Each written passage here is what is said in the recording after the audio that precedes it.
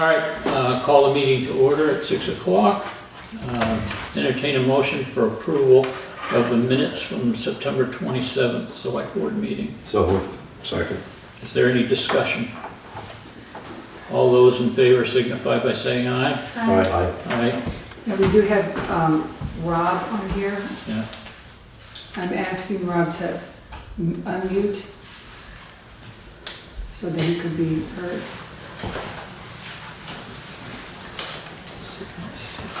Should I ask him again, Rob, if you can hear me, can you unmute? Do you know how to unmute on a phone? Sometimes people forget that, and I can't say that I know.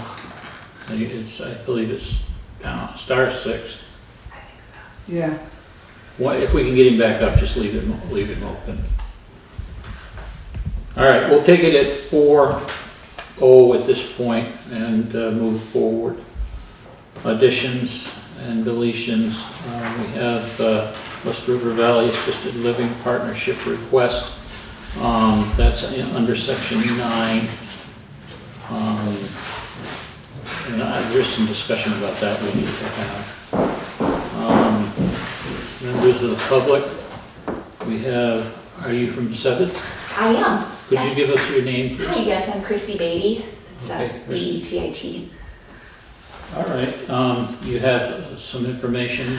I do, yeah. So I was here last year. It feels like it was just, well, I don't know. I'm at the school almost every day, so it feels like I'm constantly here. But my name is Christy, and I run the Pipelines and Pathways program for the Brattleboro Development Credit Corporation. And so that's a career awareness and preparedness program throughout all of Windham County High Schools and the Career Center. So we do a lot of stuff right next door. And I am here on behalf of SeVeds, so I'm going to give you just a little background on BDCC and SeVeds, try not to bore you, and then I'm going to loop back on my program because I have an exciting event coming up. So y'all have received the information from us in advance. Yeah, do you need any printouts of this, or do you feel okay? So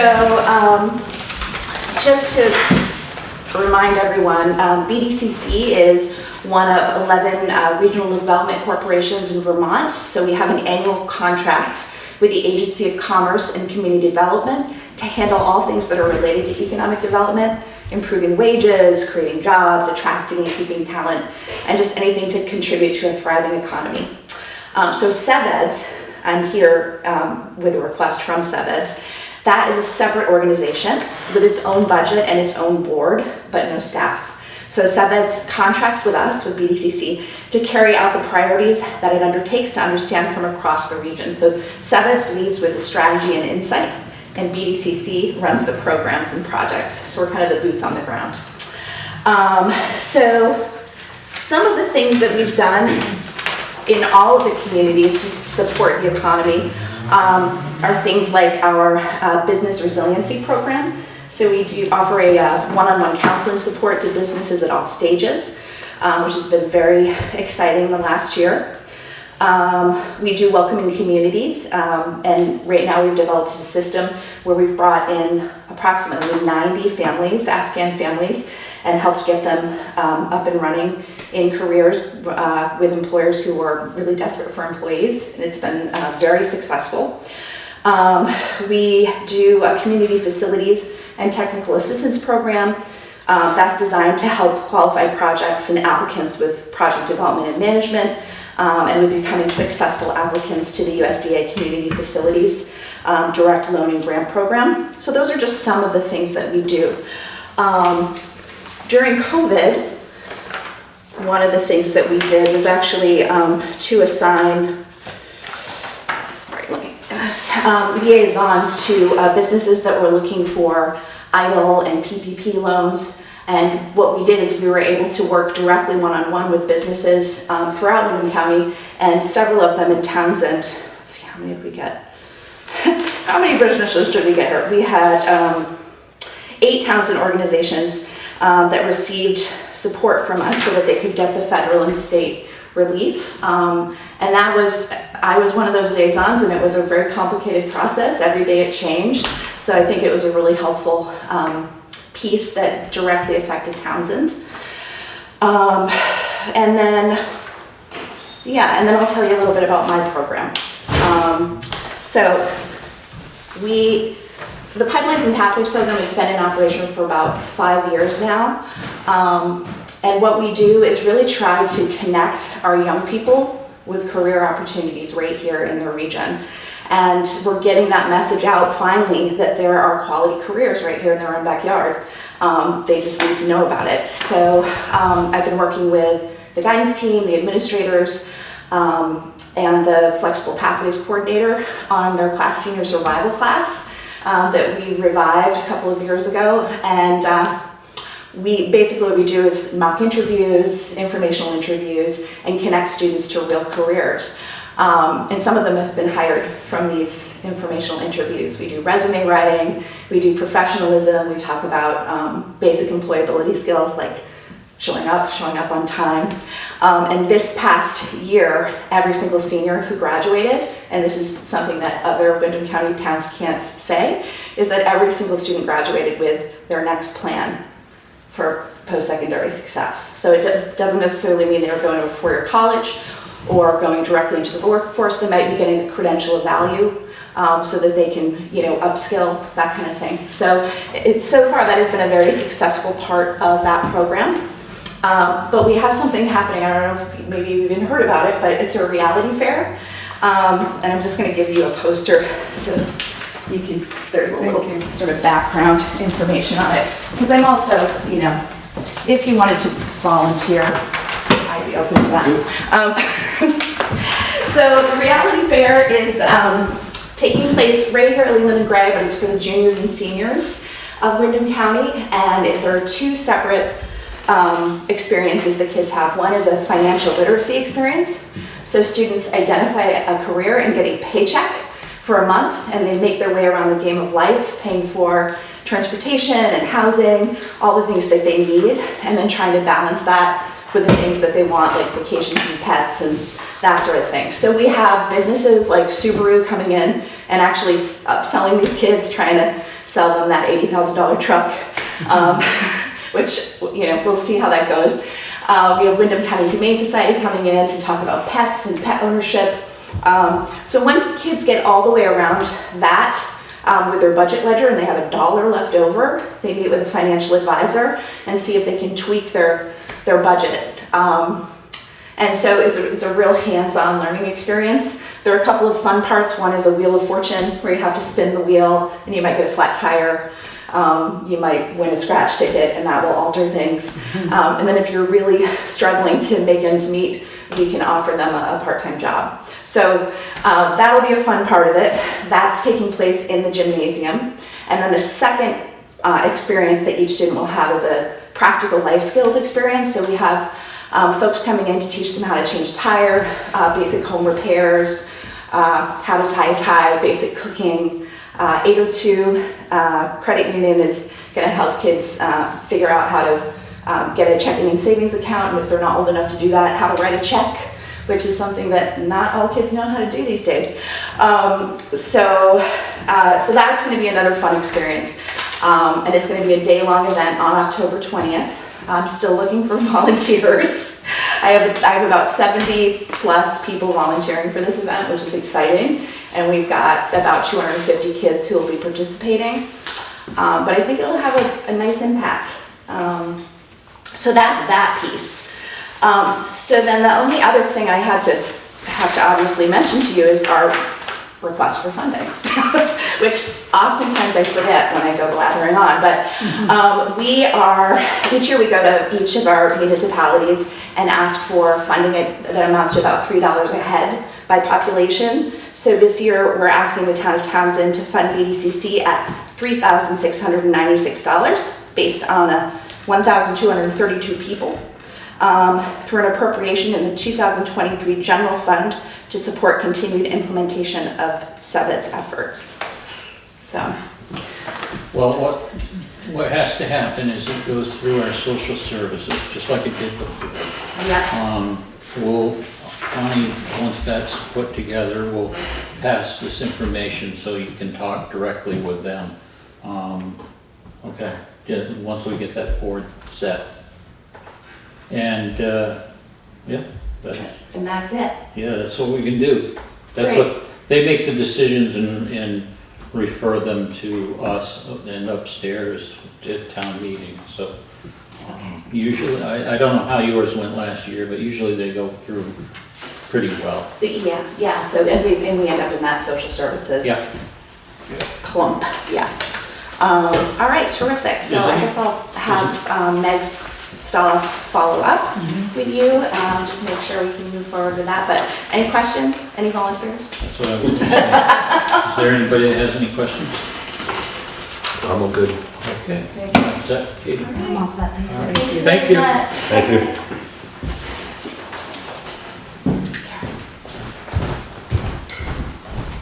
All right, we're still with members of the public. Are you here to make, Yes. okay, come on in. What's your name? I'm Eugene Mills.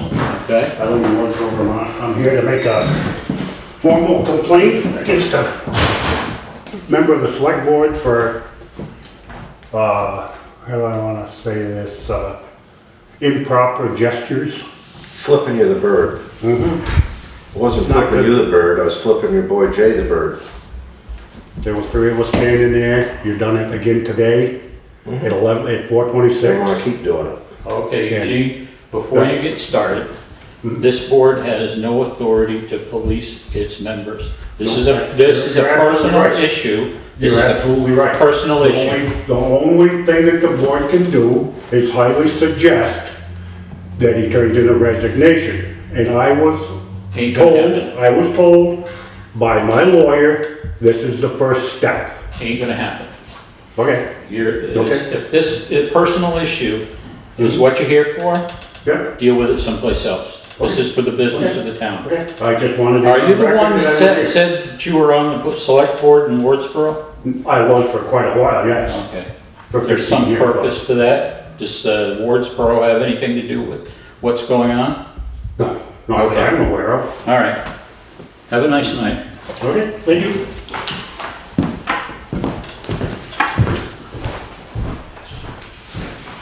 All right, now that that's taken care of, let's go down to warrants. Go ahead, Rob. Make a motion to pay the warrants, starting with number 1, payroll, in the amount of $11,194.95. Number 2, payroll tax, in the amount of $4,738.02. Number 3, general fund, in the amount of $64,375.18. Number 4, general fund, in the amount of $223. Number 5, highway fund, in the amount of $201.15. Number 6, highway equipment fund, in the amount of $6,395.16, for a total of $87,104.69. Okay, we have a motion. Do we have a second? Second. Do we have any discussion on the warrants? Hearing none, all those in favor signify by saying aye. Aye. Rob? Okay, 5-0. Hey, Rob, when we had the first one about the minutes, are you all right with that, to bring that up to 5-0? That's an aye for me. Okay, so you can change that. Okay, Steve, go ahead. Thank you. Thank you. As our season wraps up, we're finishing up with grading, Act 64 ditch work. Right now we're on Billy Smith Road, and we started blowing leaves this week, and we'll be doing that for the rest of the week. I was gonna shut the fountain down Friday, but I'll leave it going for Pumpkin Festival, and I'll shut it down the following Monday. Okay, is that it? Yes. Any questions for Steve? Okay, thank you. Treasurer's report. As you can see on the modified report, or the one that we've been using to calculate actuals, we have in the true general fund $834,000 even. So we're doing very well for our point, at this point in the budget year. And what the bank says that's in the account is $1,367,092.54, and the usual 30 $1,000 in the checking account.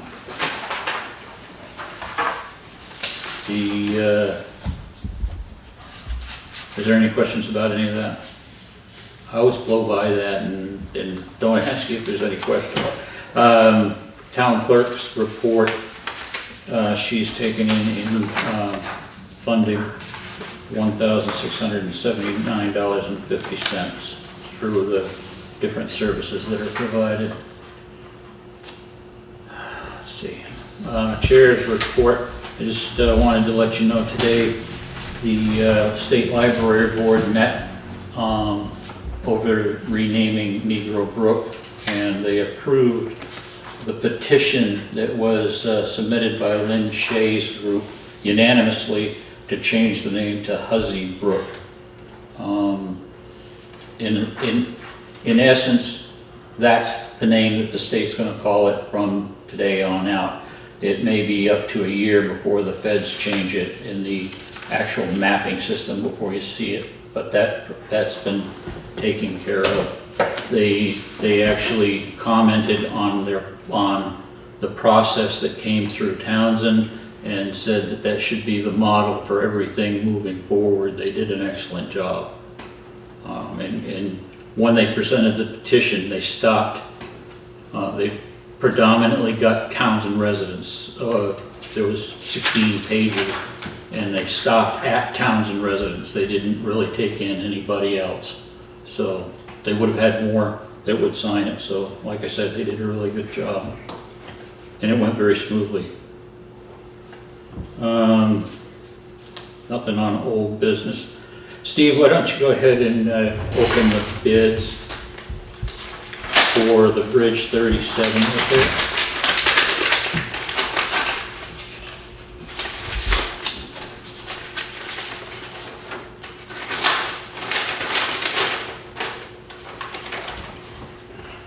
$12,500. I'd make a motion to accept A.S. Clark's bid for $12,500 for Bridge 37. Second. Okay, is there any discussion? Aye.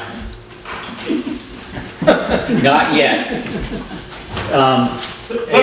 A.S. Clark has done work for us before, just so we know. Yes. And this came in under what the estimated cost was, correct? Correct. This motion been made and seconded. What in the world is that? Okay, we'll get through that so we can, there he goes. Motion's been made and seconded to accept the bid of A.S. Clark at $12,500. $12,500 for Bridge 37 repairs. All those in favor signify by saying aye. Aye. Aye. Your turn. Aye. There you go. 5-0. Okay. Got it. All right. Okay, mute it. All right. Or get out of traffic. So we had a request, it's in your packet, for West River Valley Assisted Living. Apparently they're making changes. Now, I wasn't on the board when this whole thing took place, and I was hoping that somebody can bring us up to speed on this. Did you have anything to do with it, I did not. Rob, when it first came out? Do you know any of the background on it? Not really. All right. I mean, I do remember it, but it's not hitting me. It seems pretty straightforward, but I don't want to put a signature on it without knowing exactly what we're doing. So if it's all right with the rest of the board, we need to do a little bit more research and shelve this thing until next meeting. Okay. Okay? I agree. I think Do we need a probably, motion on that or not? I don't think so. We'll put it in old business next time. Hold this, Connie, and let's start with Kathy Hagee. See if we can figure out what's going on with it. All right. Now, what was this? Oh, never mind. We have West River Assisted Living Partnership request. I think That's what we just. that's what we just did. Okay. Looks like they have a member of the public. Yes, we do. Hi there, how are you? I'm well. Laura Spilia. I don't know if my colleague, Christy Beatty, She just came and she presented. just came and presented. Okay, great. I'm here with a request for a letter, which I can leave with you, or I can explain it to you. Why don't you give it to her? Okay. So, and we'll look it over and we'll put it on the agenda next meeting, Great. okay? Okay. Thank you. Okay, yep. Okay. That's all we have on the regular agenda. By the way, sure, this letter is in the packet, Okay, just so people know. all right. I don't see it, but we'll figure it out. All right, we have an executive session for personnel issue under BSA 313B. I'll make the motion that we adjourn the regular meeting to take up this personnel issue. Is there a second? Second. All those in favor? Aye. Aye. Okay, we'll call. Aye. There we go.